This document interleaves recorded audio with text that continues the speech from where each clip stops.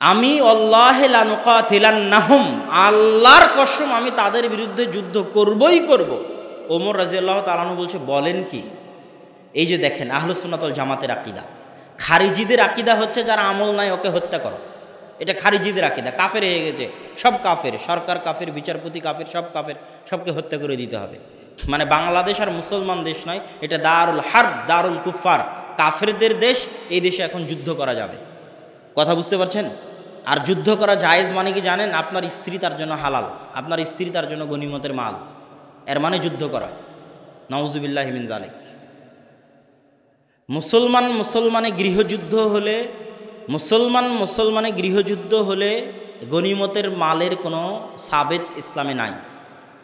আলী রাদিয়াল্লাহু তাআলা আনহুর সাথে মুআবিয়া রাদিয়াল্লাহু তাআলা আনহুর যুদ্ধ হয়েছে, আলী রাদিয়াল্লাহু তাআলা আনহুর সাথে আয়েশা রাদিয়াল্লাহু তাআলা আনহার যুদ্ধ হয়েছে, কিন্তু কেউ বন্দিনী, গনিমতের মাল ইত্যাদির কোনো অবস্থান ওখানে ছিল বলে ইতিহাসের পাতায় প্রমাণ পাওয়া যায় না।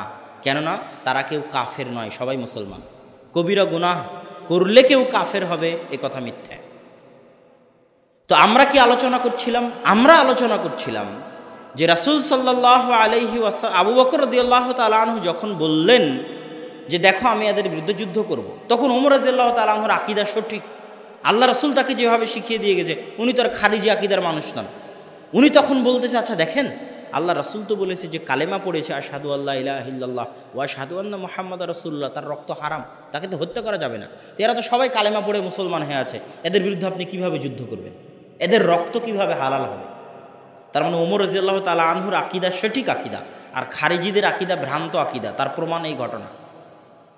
তখন আবু বকর রাদিয়াল্লাহু তাআলা আনহু বলছে, শোনো আমি তো যুদ্ধ করবই, লাউ মানাউনি ইকালান ইউআদ্দুনাহু ইলা রাসূলিল্লাহ, আল্লাহর রাসূলের যুগে যাকাত দিতে এসে যাকাতের উটের সাথে উটের দড়ি দিয়েছে, খেজুর দিতে এসে খেজুরের সাথে খেজুরের বস্তা দিয়েছে, ওসর দিতে এসে গমের সাথে গমের বস্তা দিয়েছে।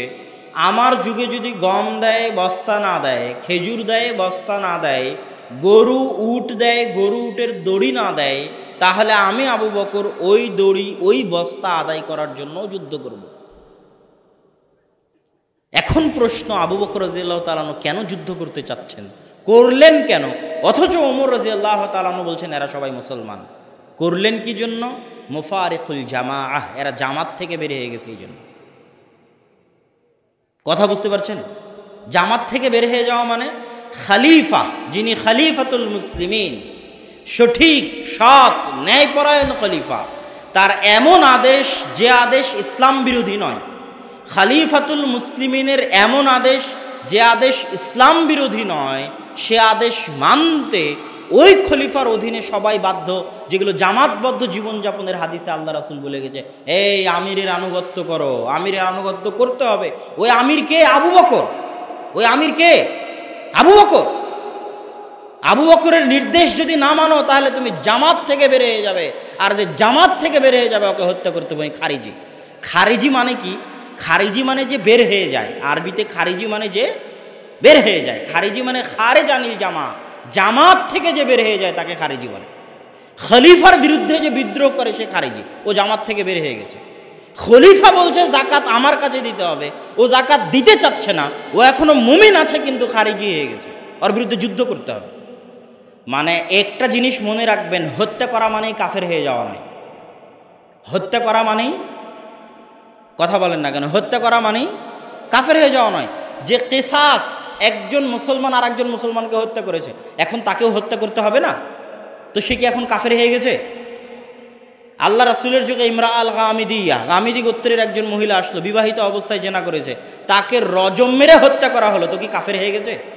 ওর তো জানাজার সালাত আদায় করা হলো। আল্লাহ রাসূল বলছেন এরকম তওবা যদি মদিনার পুরো মানুষ করে, আল্লাহ তাদের তওবা ক্ষমা করে দিবেন, কবুল করে নেবেন। তার মানে হত্যা করা মানে কাফের হয়ে যাওয়া নয়। তাহলে মুসলমানের রক্ত হারাম, কিন্তু 3 অবস্থায় হালাল। কিন্তু ওই 3 অবস্থায় হালাল মানে কাফের হয়ে গেছে তা নয়। এরা আমার দরবারে জাকাত দিতে আসতেছেন, এরা কাফের হয়ে গেছে এই জন্য যুদ্ধ করতেছি না। এরা তো জামাত থেকে বের হয়ে গেছে, আমি তো খলিফা, আল্লাহ রাসূল আমিরের আনুগত্য করতে বলেছে, জামাতের সাথে থাকতে বলেছে। এই জামাত তো সেই জামাত, ওই আমির তো আমি আমির। কথা বুঝতে পেরেছেন? তাহলে ওই আমিরের যত হাদিস, জামাতবদ্ধ জীবনযাপনের যত হাদিস, সব হচ্ছে খলিফার সাথে। আর একটা কোথায় ডক্টর আবদুল্লাহ জাহাঙ্গীর রাহিমাহুল্লাহ এই ব্যাখ্যাটা করেছেন তার বিভিন্ন বইয়ে, আর এটা আমি নিজেও বুঝেছিলাম, আমারও স্বাভাবিক বুঝ এটাই ছিল, কিন্তু আমি দেখি তিনিও করেছেন তার বই পুস্তকে এই ব্যাখ্যা। তিনি বলছেন জামাতবদ্ধ থাকা মানে 5 ওয়াক্ত সালাতে মসজিদের সাথে, মসজিদ ভিত্তিক যে সমাজ, সেই সমাজের সাথে থেকে ওই মসজিদের সাথে সম্পৃক্ত থেকে জীবনযাপন করার নাম জামাতবদ্ধ জীবনযাপন করা। যে মুসলমানের সম্পর্ক মসজিদের সাথে নাই, সে মুসলমান জামাতের সাথে নাই। কথা আবার বুঝেন, যেই মুসলমানের সম্পর্ক মসজিদের সাথে নাই, ওই মুসলমান জামাত থেকে বের হয়ে গেছে। কোনো মুসলমান মসজিদের সাথে সম্পর্ক ছাড়া থাকতে পারবে না। আবদুল্লাহ জাহাঙ্গীর রাহিমাহুল্লাহ লিখছেন, আর আমিও এটাই বুঝেছি। কোথায় থেকে বুঝেছি সেই হাদিসটা বলি আপনাকে। রাসূল সাল্লাল্লাহু আলাইহি ওয়াসাল্লাম বলছেন, মা মিন কারিয়াতিন, এমন কোনো গ্রাম নেই যেই গ্রামে 3 জন মানুষ বসবাস করে, ইল্লা আন তুকামা ফীহি সালাহ, আর ওই গ্রামে তারা জামাতবদ্ধ হয়ে সালাত আদায় করে না। একটা গ্রামে মাত্র 3 জন মুসলমান বসবাস করে, আর 3 জন মুসলমান আজান দিয়ে একামাত দিয়ে জামাতবদ্ধ সালাত আদায় করে না, ইস্তাহওয়াযা আলাইহিমুশ শাইতান, তাদের উপর শয়তান আক্রমণ করবে। কেননা পালবিহীন ভেড়ার উপর বাঘ যেভাবে আক্রমণ করে, জামাতবিহীন মানুষের উপর শয়তান সেভাবে আক্রমণ করে। এখানে আল্লাহ রাসূল জামাত শব্দ ব্যবহার করেছেন। কি শব্দ ব্যবহার করেছেন? জামাত। মানে যেই লোকটা 5 ওয়াক্ত সালাতে মসজিদে জামাতের সাথে আসে না, ওই লোকটাকে আল্লাহ রাসূল বলছেন পালবিহীন ভেড়ার উপর, পালবিহীন বিচ্ছিন্ন ভেড়ার উপর যেভাবে বাঘ আক্রমণ করে, ওইভাবে 5 ওয়াক্ত সালাতের মসজিদে যে যায় না, ওই জামাত বিচ্ছিন্ন, জামাত থেকে দূরে থাকা ওই ব্যক্তির উপর শয়তান সেভাবে আক্রমণ করবে। তাহলে জামাতবদ্ধ থাকা মানে 5 ওয়াক্ত সালাতে যে কোনো মূল্যে মসজিদের সাথে সম্পর্ক রাখতেই হবে। মসজিদের সাথে সম্পর্ক ছাড়া কোনো ব্যক্তি নিজেকে মুসলমান দাবি করতে পারে না। মসজিদের সাথে সম্পর্ক ছাড়া কোনো ব্যক্তি বলতে পারে না আমি মুসলমানদের জামাতের সাথে আছি। যেখানে যে আছে, যেভাবে আছে, পৃথিবীর যে প্রান্তে যেখানে মুসলমান আছে, 3 জন যদি একত্রিত হয়, যেখানে যে প্রান্তে আছে, America, London, Kuwait, Canada, Bahrain, আফ্রিকার জঙ্গল, আটলান্টিক মহাসাগর, জাহাজের উপর, জাহাজের বাহিরে, বাড়িতে, ঘরে, যেখানে যেভাবে মুসলমান আছে, সেখানে সেই মুসলমান যদি 3 জন হয়, তাহলে সে জামাত কায়েম করবে আজান দিয়ে, তাহলে সে মুসলমানের জামাতের সাথে থাকবে। আর যদি না করে তাহলে সে মুসলমানের জামাতের সাথে নাই, তাহলে সে মুসলমানের জামাতের সাথে নাই। এটা হলো আহলুস সুন্নাত ওয়াল জামাতের আকীদা। তাহলে সালাফি মানহাজ হচ্ছে এইটা।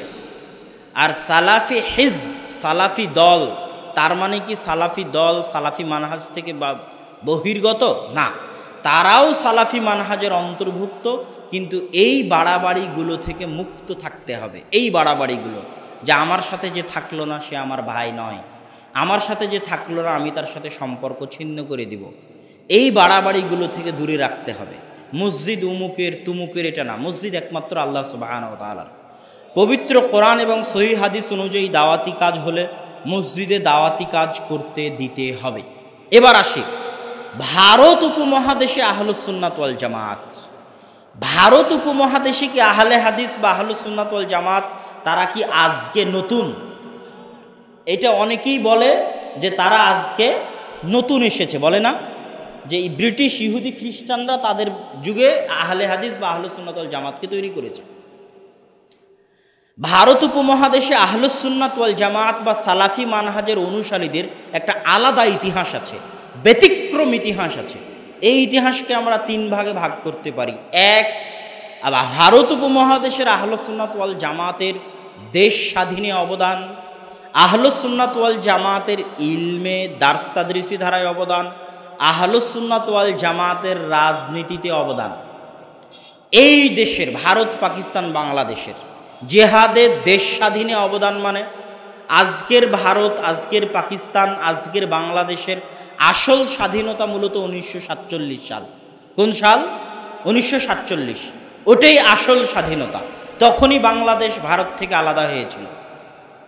ওই 1947 সালের স্বাধীনতা আনার পিছনে সবচেয়ে বড় অবদান, যাদের নিকট থেকে স্বাধীনতা নেওয়া হয়েছে তারা ব্রিটিশ। তারা কারা?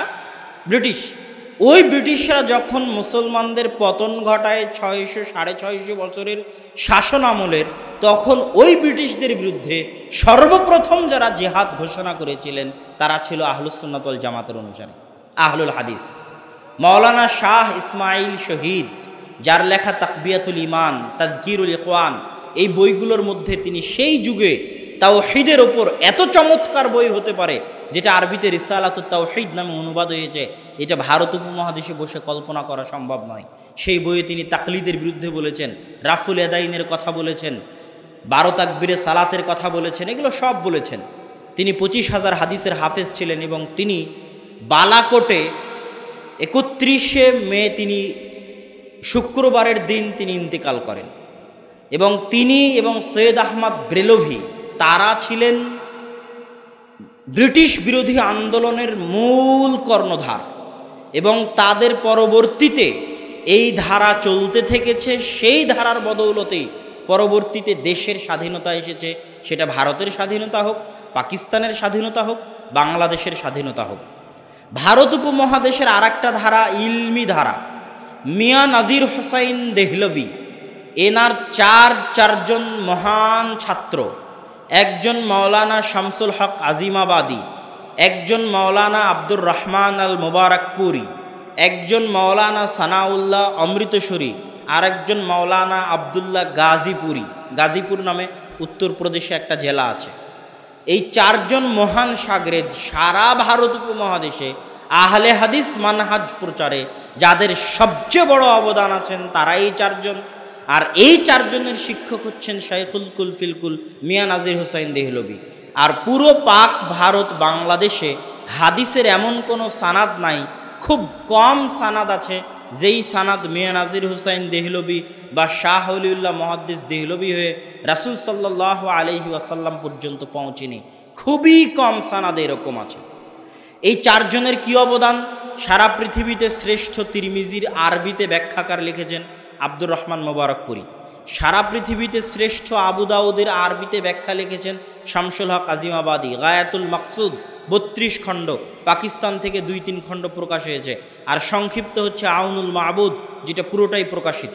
সানাউল্লাহ অমৃতসরী এমন এক ব্যক্তিত্ব যিনি এক টেবিলে বসে শিখ, হিন্দু, বৌদ্ধ, খ্রিস্টান, ইহুদি, যত ধর্ম আছে, যত বাতিল ফেরকা আছে, কাদিয়ানি থেকে শুরু করে আরিয়া সমাজ থেকে শুরু করে আহলে কোরআন, মুনকিরিনে হাদিস থেকে শুরু করে সকলের সাথে এক টেবিলে বসে বিতর্ক করে সকলকে পরাজিত করে উঠে যেতে পারবেন এমন ব্যক্তিত্ব হচ্ছেন সানাউল্লাহ অমৃতসরী রাহিমাহুল্লাহ। গোটা ভারত উপমহাদেশ তিনি চষে বেরিয়েছেন। তার একটা পত্রিকা বের হতো আখবারে আহলে হাদিস, আহলে হাদিসদের সংবাদ নিয়ে। আরেকজন হচ্ছেন মাওলানা আবদুল্লাহ গাজীপুরি, যিনি প্রচুর পরিমাণে মাদ্রাসা প্রতিষ্ঠা করেছেন, হাজার হাজার ছাত্র তৈরি করেছেন।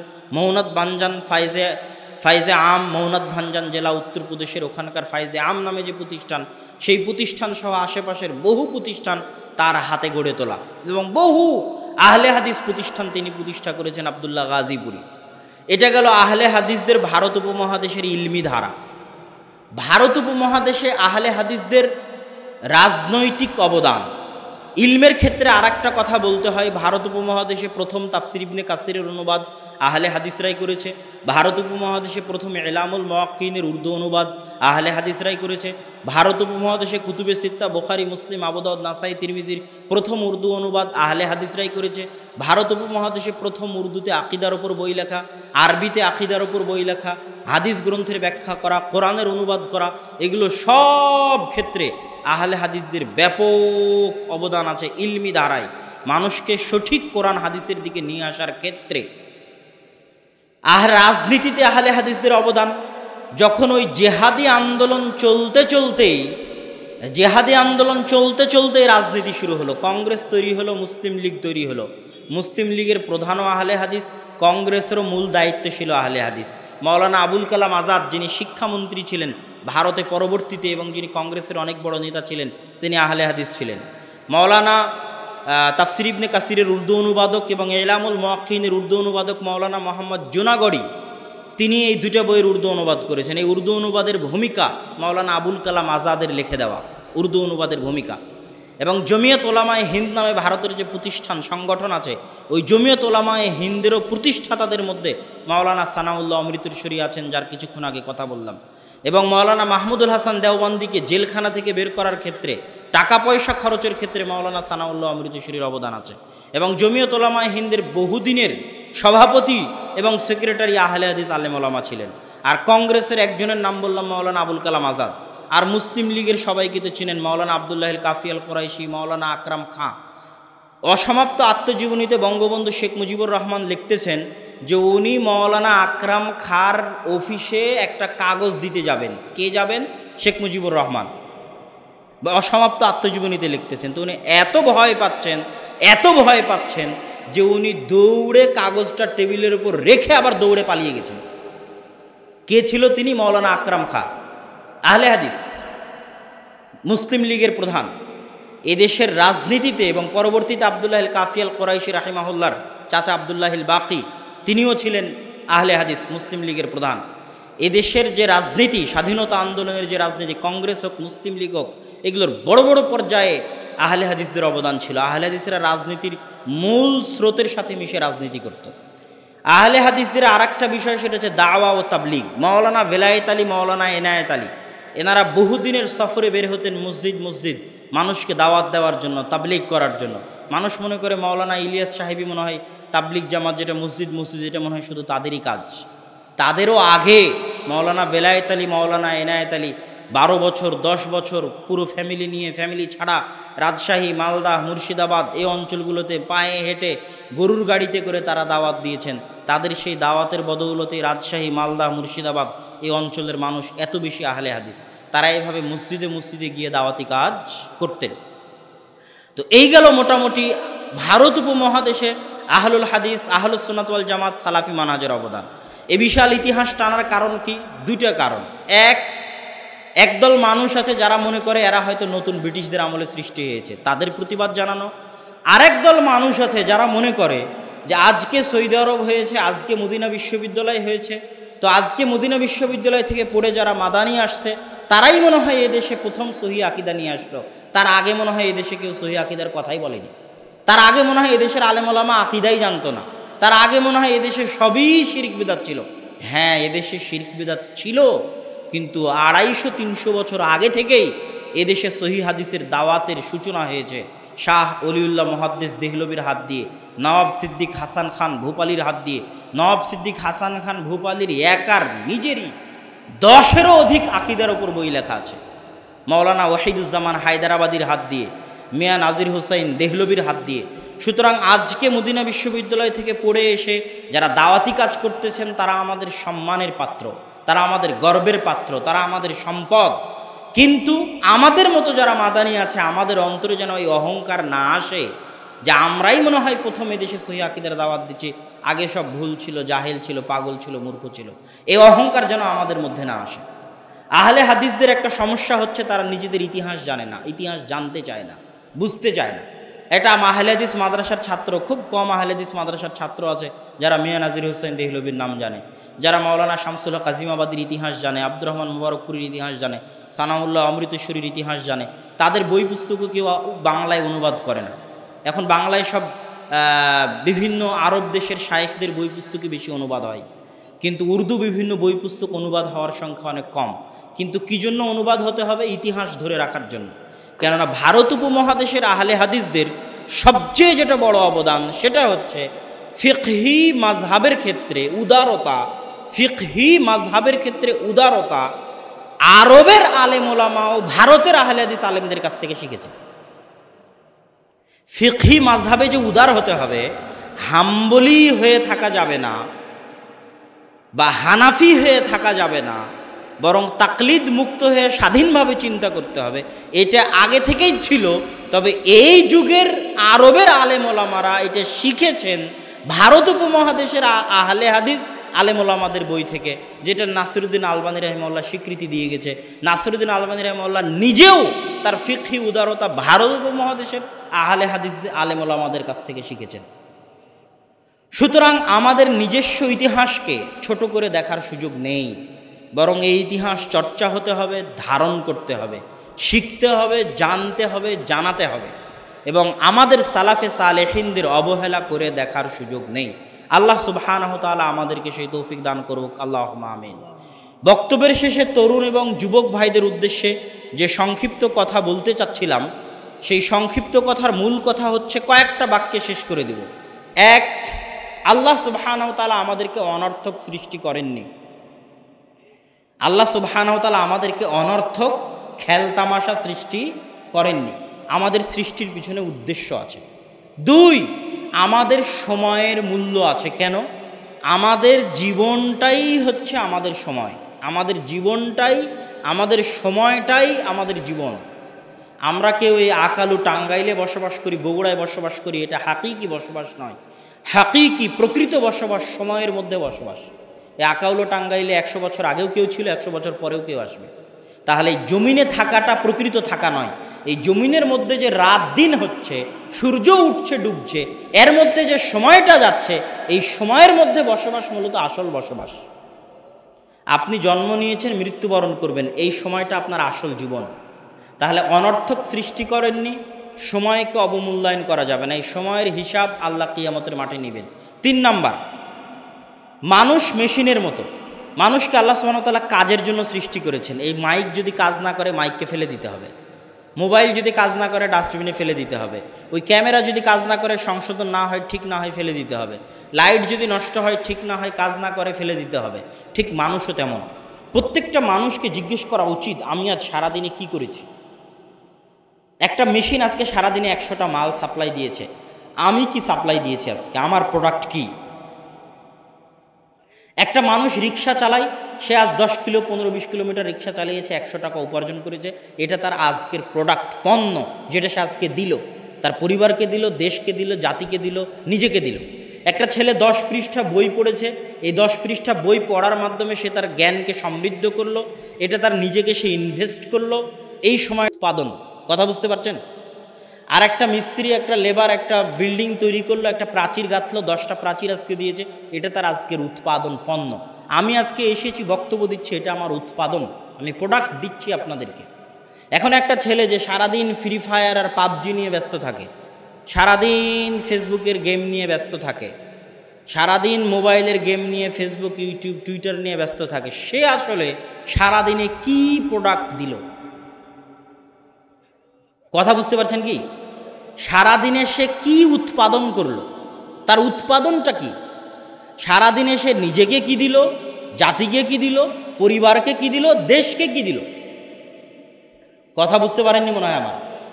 যদি তার কোনো উৎপাদন না থাকে, যদি তার কোনো প্রোডাক্ট না থাকে, তাহলে সে নষ্ট হয়ে যাওয়া মেশিনের মতো, অচল, অথর্ব, নষ্ট হয়ে গেছে, পচে গেছে, গলে গেছে, তাকে ডাস্টবিনে ফেলে দিতে হবে।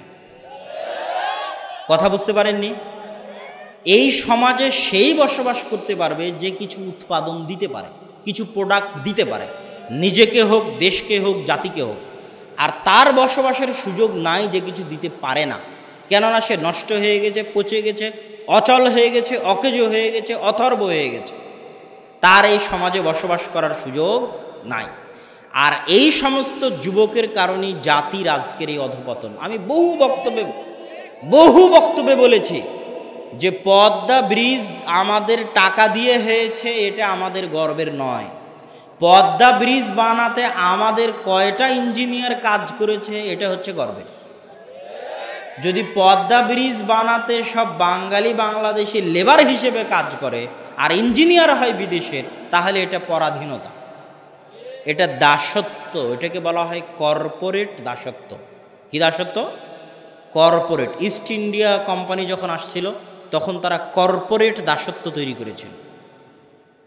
যেমন মীরের সরাই অর্থনৈতিক অঞ্চলে বিশাল এরিয়া নিয়ে কার্যক্রম চলতেছে, ওই মিরেরসরাই অর্থনৈতিক অঞ্চলে আপনি কর্পোরেট দাস না আপনি কর্পোরেট স্বাধীন, সেটা কিভাবে প্রমাণ হবে?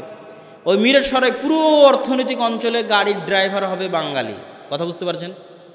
বাথরুম পরিষ্কার করা সুইপার হবে বাঙালি, অফিসের কেরানি হবে বাঙালি, ঝাড়ুদার হবে বাঙালি, দারওয়ান হবে, গার্ড হবে বাঙালি, কথা বুঝতে পেরেছেন? এদেরকে চাকরি দেওয়া হবে, এরা নির্দিষ্ট বেতন পাবে, ঘুমাবে। আর যে কোম্পানিগুলো চালাবে কোম্পানিগুলো হবে বিদেশি, কোম্পানিগুলো কি হবে? বিদেশি। তাহলে বিদেশি কোম্পানির কাছে চাকরির মাধ্যমে যে দাসত্ব, সেই দাসত্বকে বলা হয় কর্পোরেট দাসত্ব। মিরেরসরাই অর্থনৈতিক অঞ্চল তখন বলা হবে গর্বের, যখন সেখানে দেখা যাবে যে আমাদের দেশীয় কোম্পানিগুলোর প্রচুর কার্যক্রম চলতেছে, কথা বুঝতে পারেননি?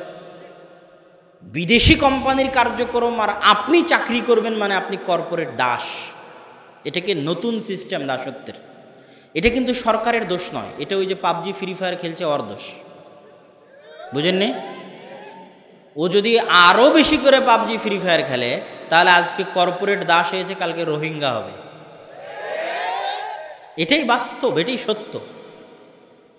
তোরা আরও বেশি করে যদি ফ্রি ফায়ার পাবজি গেম খেলে, গেম নিয়ে ব্যস্ত থাকে, তারপরে বিভিন্ন অশ্লীল গান বাজনা, তাস জুয়া, আইপিএল বিপিএল এগুলো নিয়ে যদি ব্যস্ত থাকে, তাহলে আজকে কর্পোরেট দাসত্ব বরণ করবে, আর কালকে রোহিঙ্গাদের যেমন কচুকাটা করেছে এরকম এদেরকেও কচুকাটা করা হবে। এটা আল্লাহর রাসূলের হাদিস, আমার কথা নয়। আল্লাহ রাসূল বলছেন সাল্লাল্লাহু আলাইহি ওয়াসাল্লাম যে সারা পৃথিবীর সব কম তোমাদের উপর ঝাঁপিয়ে পড়বে, ক্ষুধার্ত যেভাবে ঝাঁপিয়ে পড়ে। আল্লাহ রাসূল আমরা ওই দিন সংখ্যায় কম, আনাহনু কালিলুন ইয়াউমাইযিন, না তোমরা সেই দিন সংখ্যায় কম হবে না, আনতুম কাগুসাই সাই, তোমরা হবে সেই দিন কিসের মতো? ফেনার মতো। কোনো আত্মমর্যাদা নাই, কোনো সম্মান নাই, যার আদর্শ নাই ওর আবার আত্মমর্যাদা আছে? আত্মমর্যাদা নাই। একটা জিনিস মনে রাখবেন, 100% স্বাধীনতা হচ্ছে আল্লাহর 100% দাসত্বের মধ্যে। 100% স্বাধীনতা আল্লাহ সুবহানাহু ওয়া তাআলার 100% দাসত্বের মধ্যে নিহিত। যে আল্লাহর 100তে 100 দাস হতে যতটুকু কম করবে, সে ততটুকু অন্য কোনো কিছুর দাস। কেউ টাকার দাস, কেউ নারীর দাস, কেউ মুভির দাস, কেউ গেমের দাস, কথা বুঝতে পারেননি? কেউ বিপিএলের দাস, কেউ বিড়ি সিগারেটের দাস, কেউ জুয়া খেলার দাস, কেউ টিভিতে খেলা দেখার দাস। সবাই নিজ নিজ জীবনে কোনো না কোনো কিছুর দাসত্ব করে। কেউ ক্ষমতার দাস, কথা বুঝতে পারেননি? তো আপনি আব্দুল্লাহ, ওমা খালাকতুল জিন্না ওয়াল ইনসা ইল্লা লিয়াবুদুন, আমি মানুষকে সৃষ্টি করেছি আমার ইবাদতের জন্য। আমি কোনো সময় অনুবাদ করি না যে আল্লাহর ইবাদতের জন্য। কি জন্য করি না? ইবাদত বললে আপনি বুঝবেন নামাজ পড়লেই হয়ে গেল, কথা বুঝতে পারেননি? ইবাদাহ ইয়াবুদুন শব্দটা এসেছে আব্দ, আব্দ মানে দাসত্ব, আব্দুল্লাহ মানে দাস। ওমা খালাকতুল জিন্না ওয়াল ইনসা ইল্লা লিয়াবুদুন, আমি মানুষকে সৃষ্টি করেছি আমার দাসত্ব করার জন্য। তাহলে ইবাদত আর দাসত্ব মানে, ইবাদত মানে আপনি মসজিদ থেকে বের হলেন, মনে করেন আপনার ইবাদত শেষ। আর দাসত্ব মানে জন্ম থেকে মৃত্যু, মাথার চাঁদি থেকে পায়ের পাতা, সকাল থেকে সন্ধ্যায় 24 আওয়ার্স 24 ঘন্টা আল্লাহর বিধানকে মেনে চলার নাম হচ্ছে আল্লাহর দাসত্ব। আর আল্লাহর দাসত্ব আসল স্বাধীনতা সবার। কারোর পৃথিবীতে এমন কোনো মানুষ নাই কারো পায়ে ফ্রি ফায়ার পাবজি গেমের জিঞ্জিরের দাসত্বের জিঞ্জির বাঁধা আছে, কারো পায়ে অর্থের জিঞ্জির, অর্থের দাসত্বের জিঞ্জির বাঁধা আছে। তাই হারাম উপায়ে হলেও সে অর্থ উপার্জন করতে যাবে। কারো পায়ে পর নারীর দাসত্বের জিঞ্জির বাঁধা আছে, তার সাথে সে অবৈধভাবে হলেও সম্পর্ক রক্ষা করবে। কারো পায়ে মুভি, তাস, গেম, জুয়া, বিড়ি, সিগারেটের দাসত্বের জিঞ্জির বাঁধা আছে, সেইগুলোর দাসত্ব করবেই করবে। একমাত্র 100তে 100 স্বাধীন সেই যে এগুলো সব দাসত্বের জিঞ্জিরকে ভেঙ্গে চুরে 100তে 100 আল্লাহর দাসত্ব বরণ করে নিয়েছে, সেই একমাত্র 100তে 100 স্বাধীন। এবং আবু বকর, ওমর, ওসমান, আলী তারা এমনিতেই রোমান সাম্রাজ্য আর পারস্য সাম্রাজ্যের পতন ঘটিয়ে দিল। এত বিশাল সুপার পাওয়ার, এত ছেলে খেলামো না। কেন পেরেছে? তারা ছিলেন 100তে 100 আল্লাহর দাস।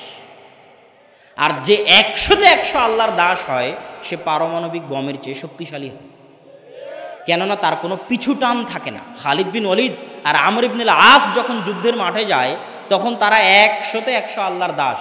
পিছনে না পরিবারের টান আছে পিছু টান, না টাকার পিছু টান আছে, না ক্ষমতার পিছু টান আছে, না কোনো নেশা জুয়া কোনো কিছুর পিছু টান আছে। সে 100-তে 100 আল্লাহর দাস, মানে ওর চেয়ে শক্তিশালী, ওর চেয়ে ক্ষমতাবান পৃথিবীতে আর কেউ নাই, ওর চেয়ে স্বাধীন পৃথিবীতে আর কেউ নাই। তো আল্লাহ সুবহানাহু ওয়া তাআলা আমাদের যুবক সমাজকে 100-তে 100 আল্লাহর দাস হওয়ার, আল্লাহ সুবহানাহু ওয়া তাআলার গোলাম হওয়ার, দেশ ও জাতির উন্নয়ন করার তৌফিক দান করুক, আল্লাহুম্মা আমিন। এই বলে আমি আমার সংক্ষিপ্ত বক্তব্য এখানেই শেষ করছি। ওয়া আখিরু দাওয়ানা আনিল হামদুলিল্লাহি রাব্বিল আলামিন। আসসালামু আলাইকুম ওয়া রাহমাতুল্লাহি ওয়া বারাকাতুহু।